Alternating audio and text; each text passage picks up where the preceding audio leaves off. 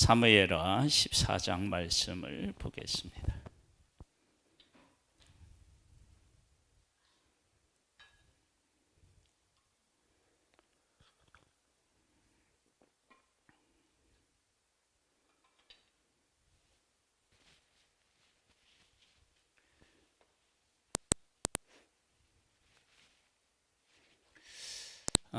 내가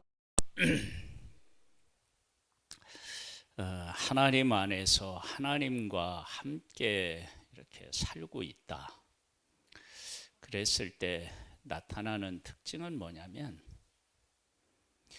내가 이렇게 느끼고 행하는 것들이 이렇게 뭐냐면 선명해요.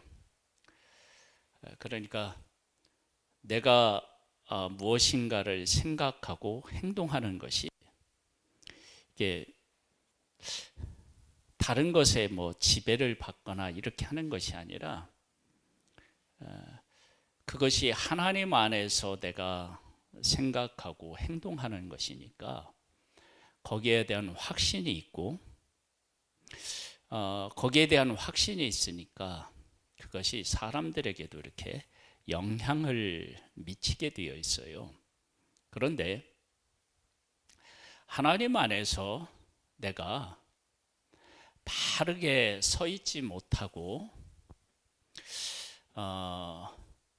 방황하고 있으면 그것이 어떻게 우리의 삶에 나타나느냐 그러면, 뭘 생각하는데 생각하는 것하고 행동하고 달라요. 그리고 생각하는 것도 이렇게 하나를 선택해서 그것이 바른 것이다 라고 해서 선택하고 그것의 가치를 분명히 인식하고 그렇게 살지 못하고 어떤 일을 생각하는데 마음이 자꾸 나뉘어요. 그래서 그런 것들을 이렇게 이제 내가 보면 내가 정말로 하나님 안에서 지금 살아가고 있는지 아닌지를 대부분 그런 것에서 이렇게 정리가 돼요. 정리가. 보겠습니다. 14장 1절인데요. 스루의 아들 요압이 왕의 마음이 압살롬에게로 향하는 줄 알고 드고아에 사람을 보내 거기서 지혜로운 여자 하나를 데려다가 그에게 이르되, 청하건대 너는 상주가 된 것처럼 상복을 입고 기름을 바르지 말고 죽은 사람을 위하여 오래 슬퍼하는 여인같이 하고. 보세요. 왕께 들어가서 그에게 이러이러하게 말하라고 요압이 그의 입에 할 말을 넣어주니라. 압살롬이 암논을, 형제를 죽이고 지금 도망갔어요. 다윗이 압살롬이 보고 싶고 그가 지은 죄보다는 그가 자기 아들이라고 하는 것이 더 크게 지금 마음으로는 이렇게 생각되어져 있어요. 그런데 그것을 어떻게 해야 될지 모르고 있는 상태야. 그 마음을 신하한테도 들킬 만큼 그렇게 그 압살롬 아들을 그리워하는데 뭘 어떻게 해야 될지는 모르고 있는 거예요.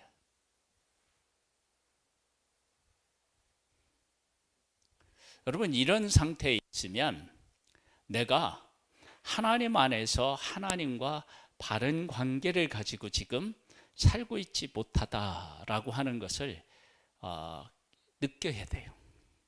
하나님하고 바른 관계를 갖잖아요. 그러면 이런 상황에 있을 때 내가 무엇을 해야 되는지를 알고 그것을 실천에 옮기는 거예요. 만일 다윗이 하나님하고의 바른 관계를 가지고 내가 누구이며 내가 어떻게 행해야 되는지를 알았다 그러면 그런 마음을 신하들에게 들키지도 않았을 것이고, 만약에 그런 것들이 좀 느껴진다 그러면 먼저 다윗이 요압을 불러서, 야, 압살롬이 암논을 죽이기는 했지만 네가 내 아들 아니냐, 그러니까 네가 가서 압살롬을 데려오고 네가 데려온 것처럼 해서 우리 화해시켜라. 이렇게 할 수 있잖아요. 근데 그걸 못하는 거예요. 마음은 압살롬에게 향해 있는데 어떻게 행해야 될지를 모르고 있는 거예요. 여러분, 이런 모습을 다윗에게서 본 적이 있었어요? 없다고요. 그러니까 우리가 하나님 앞에서 바르게 내 삶에 대한 정의를 내리고 있지 못하면, 그래서 어떤 일이 생기느냐면 마귀가 틈탈 수 있는 그런 빌미를 제공해요. 이런 것들이. 이렇게 해서 다윗이 이제 누구야? 요압에게 이걸 이제 데려와라. 이제 요압이 이렇게 이제 여인에게 해서, 여인이 두 아들이 있는데 한 아들이, 큰 아들이 작은 아들을 죽였어요. 근데 사람들이 큰 아들 내놓으라는 거야. 왜? 동생을 죽였으니까 죽어야 된다고. 그렇게 되면 이 여인은 어떻게 해요? 자식이 없잖아요. 그러니까 이제 여인이 왕에게 호소하는 거예요. 우리 큰아들 지켜 좀 달라. 그러니까 다윗이 그 아들 죽지 않게 내가 보호해 줄게, 걱정하지 말라. 이제 이렇게 이야기를 하면서 왜 압살롬 안 오게 하느냐, 이렇게 이제 다윗이 깨달아 알고, 야, 너 이거 요압이 시켰지? 물어보니까 여인이 뭐라고 그랬냐고요? 예, 요압이 시켰습니다. 그래서 요압을 불러서 압살롬 데려오라고 얘기해라. 그래서 이제 압살롬을 데려와요. 데려왔는데 문제가 생겨요. 23절 24절에 보면 이렇게 나와요. 요압이 일어나 그슬로 가서 압살롬을 데리고 예루살렘으로 오니 왕이 이르되 그를 그의 집으로 물러가게 하여 내 얼굴을 볼 수 없게 하라 하매 압살롬이 자기 집으로 돌아가고 왕의 얼굴을 보지 못하니라. 다윗이 압살롬을 어떻게 한다고요? 그 마음이 그를 향하였다는 거잖아요. 아니, 그러면 그 마음이 향했는데 이렇게 해서 어렵게 오라고 했으면 그를 반갑게 맞이해야 되는데 얼굴 보지 못하고 집으로 가라고 하는 거야. 그러니까 압살롬 입장에서는 뭐냐면, 그러면 오지 말라고 하지. 이게 뭐냐? 그런 생각이 들지 않겠어요? 우리가 하나님 안에서 죄의 영향을 받고요. 죄의 영향을 받아서 우리가 하나님 앞에서 내가 어떻게 행해야 되는지에 대해서 방황하고 있거나, 내가 어떻게 행해야 될지에 대해서 명확하게 하나님 안에서 정리하지 않으면 사람을 대하는 데 있어서 하나님의 기준도 없고 사람에게 휘둘리고, 이렇게 하면요, 이런 것들을 이용해서 사단이 우리에게 틈탈 여지를 분명히 줍니다. 이제 우리들이 자녀를 대하고 기를 때 이러한 현상들이 나타날 가능성이 상당수 있습니다. 어떻게 그럴 수 있느냐 그러면, 우리는 자녀를 대할 때 자녀에게 해주고 싶은 게 있어요. 그러면서 내가 부족하다고 느껴요. 이것도 해주지 못하고 저것도 해주지 못하고, 내가 이렇게 해주지 못해서 자녀들이 저렇게 된 거 아닌가, 이런 생각을 하게 되면 어떻게 되느냐면 자녀를 대하는 태도가 애매해져요. 사랑하는 마음이 있고 또 그렇게 하지 않기를 바라는 마음이 있기는 한데, 그걸 어떻게 말해야 될지, 어떻게 표현해야 될지 모르고 이게 왔다 갔다 하는 그런 모습을 보일 수 있어요. 이럴 때 하나님 안에서 바른 사람은 어떻게 하느냐, 내가 너한테 해주고 싶은 것이 분명히 있다. 너를 사랑해서 이런 거 해주고 싶다. 그런데 내가 하나님을 사랑해서 이 길을 갔는데 하나님께서 우리에게 이런 것들은 허락하지 않아서 이만큼밖에 너한테 해줄 수가 없다. 그러나 나는 우리가 이렇게 하나님을 사랑하고 가면 너의 필요를 하나님이 채워주실 걸 내가 믿는다. 너를 하나님의 손에 나는 맡긴다. 내가 하나님의 뜻을 따라 살았다 그러면 하나님께서 반드시 그 자녀들에게 복을 주시겠다 하셨으니까 네가 복된 사람이 될 것이다. 이렇게 내가 하나님 앞에 신앙 고백을 한 걸 분명하게 자녀에게 가르치면 되는 거예요. 그런데 하나님하고의 이게 바르게 돼 있지 않잖아요. 그게 정리되어 있지 않잖아요.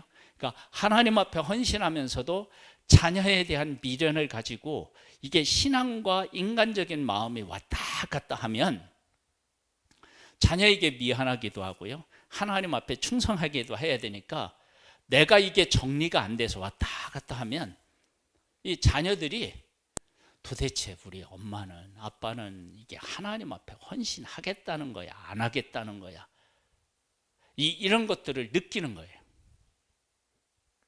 근데 내가 하나님 앞에 어떠한 일이 있어도 나는 이건 하나님이 이렇게 하라고 하신 것이다 라고 하는 것을 내가 분명하게 하나님으로부터 받아서 그 길을 가야겠다.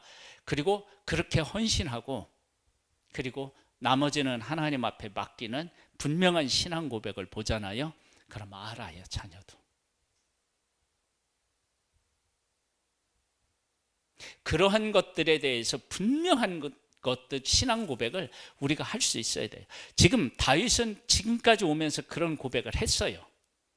그런데 우리아의 아내를 범한 이후로 그 영적인 것들이 문제가 생기니까 자녀에 대한 태도가 영 다윗 같지가 않은 거예요.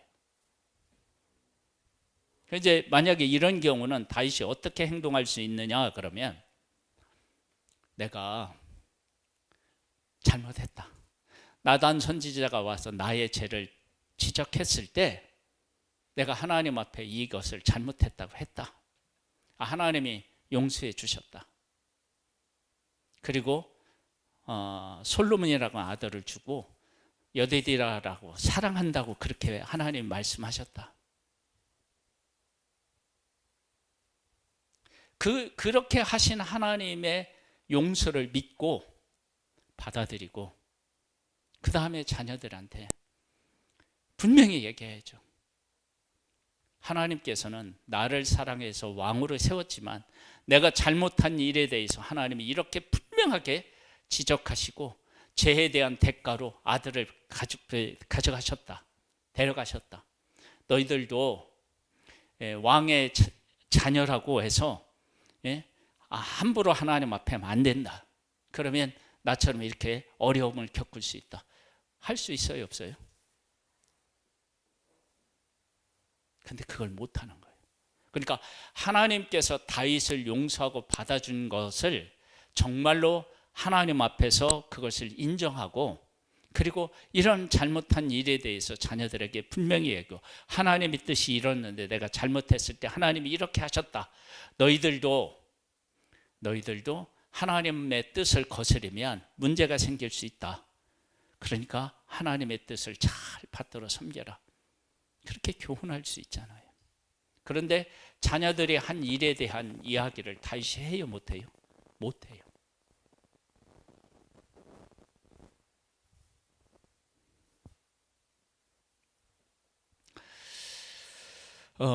그래서 어떤 일이 생기느냐? 압살롬의 반역이 일어나요.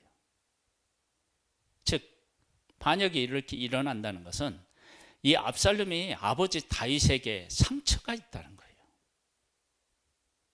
상처. 내가 암논을 죽인 건 잘못한 일은 잘못한 일이고 아버지가 아버지로서 아들에 대해서 뭔가 해줘야 되잖아요. 그래서 나중에 이제 그 요압이 이제 압살롬이 요압에게 이렇게 이제 옆구리 찔러가지고 아버지하고 이제 그 압살롬이 만나거든요. 그 만날 때 그것을 주도적으로 한 사람이 누구냐면 압살롬이에요. 그걸 다윗이 반대로 했더라 그러면 압살롬이 반역을 안 일으켰을 수도 있죠. 그러니까 압살롬이 아버지하고 입맞추며 화해했다는 내용이 33절에 나오거든요. 14장. 요압이 왕께 나아가서 그에게 하림에 왕이 압살롬을 부르니 그가 왕께 나아가 그 앞에서 얼굴을 땅에 대어 그에게 절하매 왕이 압살롬과 입을 어떻게 해요? 맞췄다. 근데 위형적으로는 화해를 했는데 마음으로서는 화해가 안 됐어요. 그러니까 반역을 일으키는 거겠죠. 그렇죠? 여러분, 우리들이 사람하고 사람하고의 관계든 부모와 자식의 관계든 하나님께 내가 잘못한 일은 잘못한 일이고 하나님께서 나에게 한 일을 받아들이고 그 가운데서 살아가면서 사람을 대하면 우리가 문제를 만들었던 그 문제를 하나님에서 해결해 나아갈 수 있어요. 그런데 하나님이 다윗을 용서하시고 사랑하셨잖아요. 죽어야 되는데 살려주시고 그 다음에 어떻게 해요? 솔로몬을 낳고 여디디라고 하는 이름을 지으시면서 내가 그를 사랑한다. 그를 사랑한다는 얘기를 다른 말로 얘기하면 어떻게 해요? 다윗이 지은 죄를 하나님이 용서하시고 다시 다윗을 어떻게 하신다는 거예요? 사랑하신다는 얘기죠. 다윗이 낳은 아들을 하나님이 사랑하시는데 다윗은 미워한다. 그럴 수는 없잖아요. 그러면 그렇게 하신 하나님이 자기를 용서하시고 사랑하신 것을 받아들이고 그 하나님의 하신 일을 근거로 해서 다윗이 삶을 살아냈어야 된다고요. 근데 그게 안 된 거예요.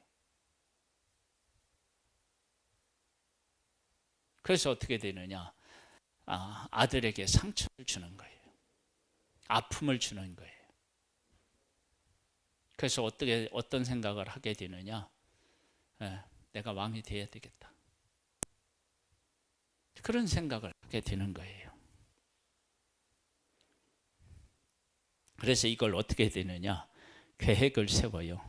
계획을 세우는데 이렇게 몇 년을 해요? 네? 4년. 그러니까 얼마나 이게 치밀한 계획을 세웠는지 알 수 있잖아요. 그런데 또 압살롬은 또 그래요. 4년 동안 이런 일을 하면서 하는 압살롬에게 하나님이 한 번도 안 찾아갔을까?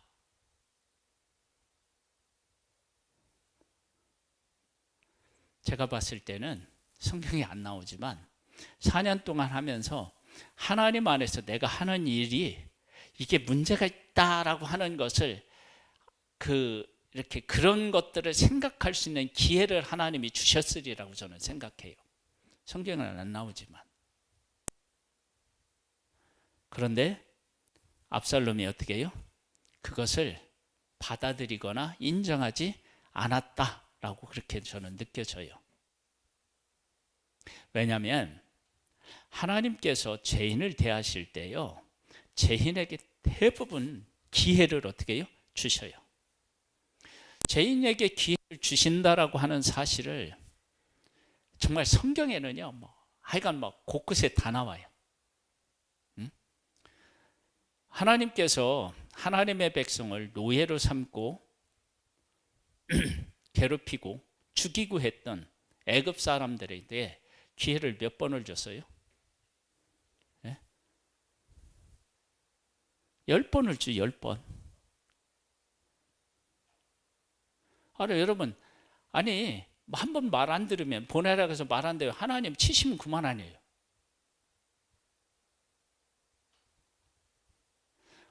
어차피 하나님의 백성들은 10가지 재앙을 보고도 하나님을 믿었어요? 안 믿었어요? 안 믿었어요, 어차피. 그런데 애굽에서 그렇게 많이 여러 번 재앙을 내리신 것은 그때마다 하나님이 그들에게 뭐를 주신 거예요? 기회를 주신 거잖아요. 보내. 내 백성 보내라니까. 안 보내니까 그 다음이 나오고, 안 보내니까 그 다음에 나온 거죠. 하나님이 죄인에게도 그렇게 하는데 압살롬이 반역한다고 이렇게 했을 때 하나님이 왜 그에게 기회를 안 주셨을까요? 저는 주셨다고 생각해요. 그런데 내가 죄 가운데 이렇게 빠지잖아요. 그러면 다른 게 안 보여요. 다윗이 우리아의 아내를 범할 때 자기의 죄가 안 보이듯이 안 보이는 거예요.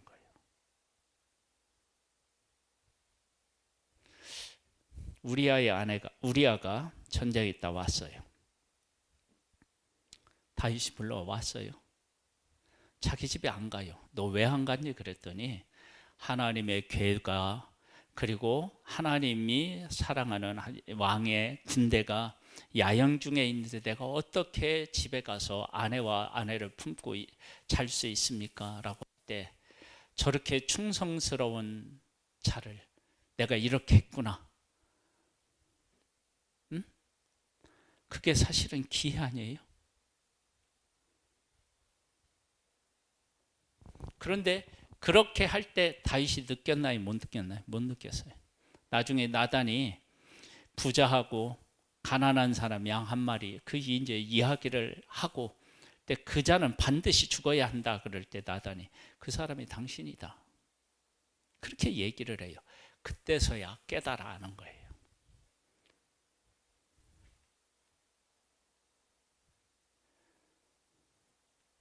하나님은 우리가 잘못할 때 잘못을 깨달을 수 있는 기회를 주시는데 죄인은요 그 기회를 못 깨달아요. 그 기회를 주시는 하나님에 대해서 잘 몰라요. 이게 죄인이 가지고 있는 그 죄의 무서움이 거기에 있어요. 우리 죄인인 우리가요 가장 큰 죄를 지은 게 뭐냐면 예수 그리스도를 보내주셨는데 예수 그리스도를 우리의 죄 때문에 이 땅에 오셨다. 하나님이 독생자를 보내셨다. 이걸 안 믿잖아요.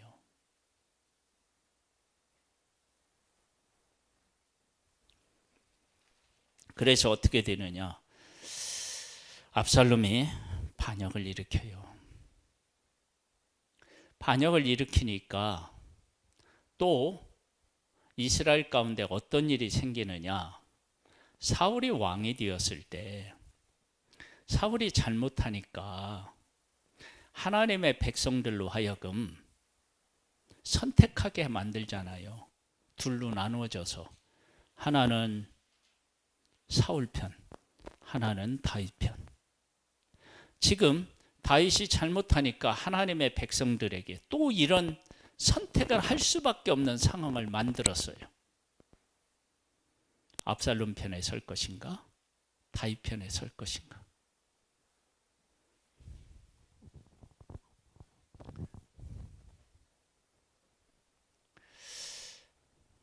참 이 죄가요 많은 사람을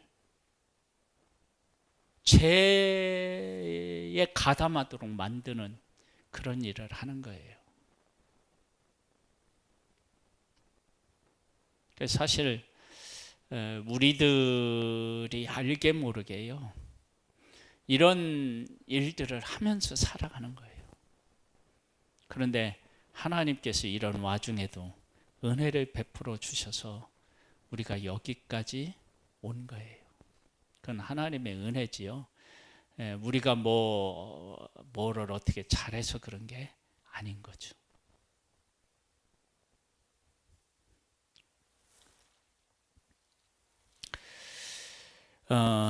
이렇게 되면 어떤 일들이 생기느냐 그러면은요 하나님의 뜻을 추구하는 사람들보다는 하나님의 뜻에 거스리는 사람들이 우후죽순 생기게 돼요. 16장으로 가서 1절에서 4절까지는 시바가 뭐를 하느냐 자기의 탐욕을 드러내요. 그래서 무비보셋이 어떻게 해요? 그 왕을 배반했다. 그렇게 이야기를 해요. 그러면서 다윗으로부터 어떻게 해요? 무비보셋이 가졌던 다윗에게 속해 있던 것들을 네가 가져라. 이렇게 돼요. 그 다음에 또 시므이가 어떻게 해요? 베냐민 지파에 속한 시므이가 막 다윗을 저주해요. 그리고 모략가에 있던 누구요? 아히도벨이 죽어요. 이건요, 이스라엘 백성들 입장에서 보면, 이스라엘 입장에서 보면 큰 손해인 거예요. 아히도벨은 어떤 사람이었느냐 그러면은요, 아히도벨의 계략은요 어떤 것이냐, 16장 23절에 보면 그때의 아히도벨이 베푸는 계략은 사람이 하나님께 물어서 받은 말씀과 같은 것이라. 아히도벨의 모든 계략은 다윗에게나 압살롬에게나 그와 같이 여겨졌더라. 하나님 앞에 물어서 받아서 이렇게 행할 때 야, 이건 대단히 하나님께서 이런 은혜를 베풀어 주셨구나 할 만큼 아히도벨은 하나님 앞에 안 묻고 하나님이 주시는 지혜로 그런 것들을 알 수 있는 그런 계략가, 책사였던 거예요. 그런데 그가 어떻게 해요? 죽는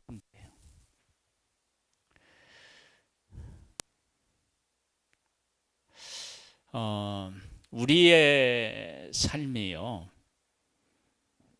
하나님께서 나를 어떻게 대하셨는지에 대한 것들을 분명하게 신앙 고백으로 받아들이고요, 그렇게 받아들였다면 그 신앙 고백 가운데서 당당하게 살아가야 됩니다. 만일 그렇게 하지 않고 하나님의 하신 일이 있는데 그 하나님의 하신 일을 근거로 내 삶을 세우지 않으면 다윗처럼 문제가 되는 거예요. 하나님이 다윗을 어떻게 하셨다고요?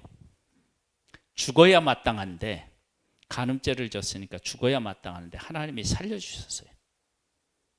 그 다음에 살려주셨고 여디디다라고 얘기해서 그를 하나님이 사랑하셨어요. 이건 하나님은 다윗의 죄를 용서하고 회복시키신 거잖아요. 그러면 하나님이 나의 죄를 용서하시고 회복시켜 주셨다 그러면, 그렇게 나를 사랑해서 회복시켜 주신 그 하나님이 나한테 그렇게 하셨으면 그것을 근거로 해서 내 삶을 살아내야 되는 거예요. 그런데 다윗이 그걸 못한 거예요. 그래서 어떻게 되느냐, 압살롬을 그리워하면서도 압살롬을 부르지 못해요. 압살롬을 그리워했는데 그가 왔는데 품지를 못해요. 그래서 이제 문제가 생기는 거예요.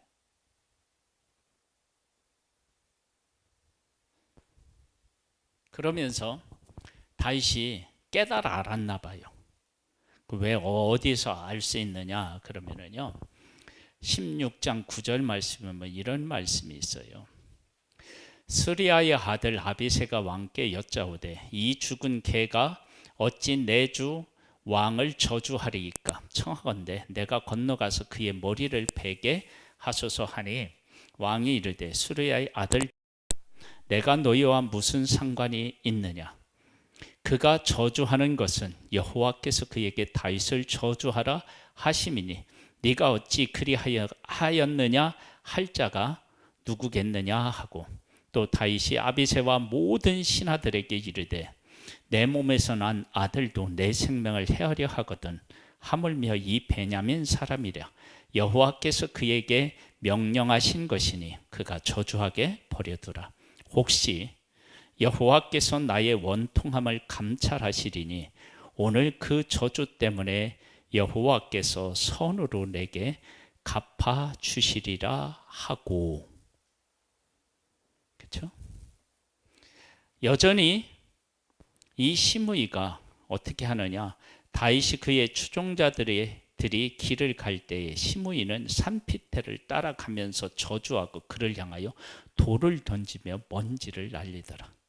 이렇게 행할 때 다윗이 조금 전에 했던 그 마음이 변해서 이 자식 내가 용서해 했더니 이게 그것도 모르고 이게 계속 와서 하네. 그러고서 화를 내고 야 가서 저 시므이 한번 좀 쳐라. 그럴 수 있잖아요. 그런데 그렇게 하지 않아요. 왜? 하나님 안에서 어떻게 행할지를 분명히 결정했잖아요.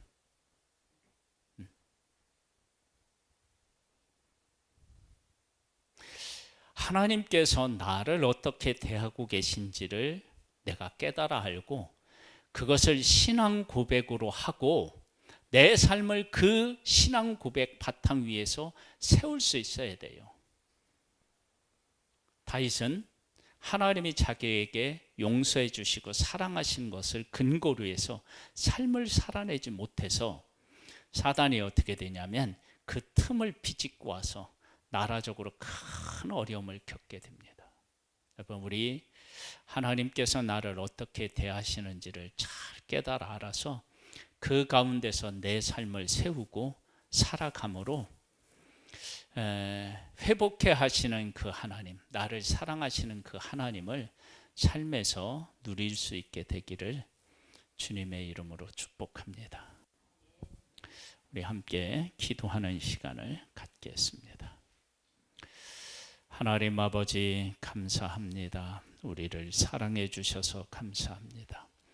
하나님의 용서하심 그리고 하나님의 사랑하심을 우리가 바르게 깨달아 알아서 그 가운데 뿌리를 두고 살아감으로 말미암아 사탄이 우리를 넘어뜨리려고 할 때 하나님의